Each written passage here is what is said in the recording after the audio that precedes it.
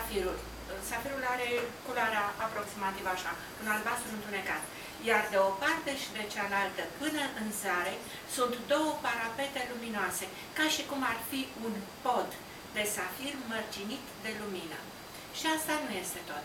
Pe măsură ce soarele se ridică, apar două fenomene. La capătul celălalt al podului se vede o piramidă perfectă, cu unghiul de 54,5 grade, așa cum este unghiul, are semnificație deosebită asta pentru evoluția spirituală, așa cum este unghiul Marii Piramide a lui Cheops, iar deasupra, la capătul drumului, părând că așteaptă, apare o figură umană, n-ai să știi niciodată a cui e figura aceea, iar aureola care îi înconjoară capul are toate culorile curcubeului.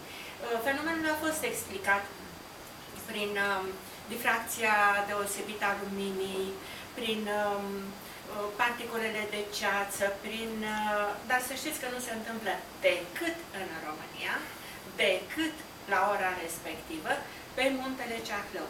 Nu și în altă parte, deși există și alți munți care ar avea aceleași posibilități să producă fenomenul respectiv. Și știți la ce a dus asta? La faptul că